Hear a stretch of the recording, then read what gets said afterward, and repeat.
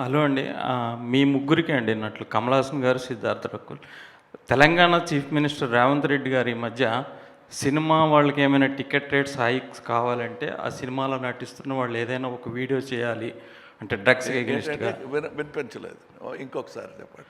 Telangana chief minister Revanth Reddy గారు cinema tickets hike ఏమైనా కావాలంటే ఆ సినిమాలో నటిస్తున్న వాళ్ళు కానీ ఏమైనా సోషల్ అవేర్నెస్ ఒక వీడియో చేసి పెట్టాలి అని అన్నారు.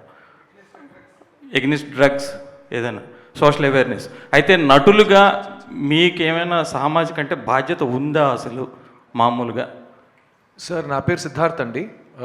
నేను గతం 20 years నుంచి తెలుగు ప్రేక్షకుల ముందు వస్తున్నాను.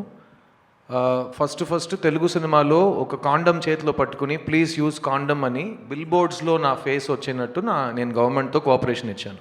2005 నుంచి 2011 వరకు ఆంధ్రప్రదేశ్లో, అప్పుడు ఒక స్టేటే కదా, ఎక్కడ మీకు హోర్డింగ్ అబౌట్ సేఫ్ సెక్స్ ఉంటే సిద్ధార్థ్ అనే మనిషి చేతిలో కాండమ్ ఉంటుంది. ఓకేనా? ఆ బాధ్యత నా బాధ్యత. ఒక చీఫ్ మినిస్టర్ చెప్పి ఆ బాధ్యత నాకు రాదు.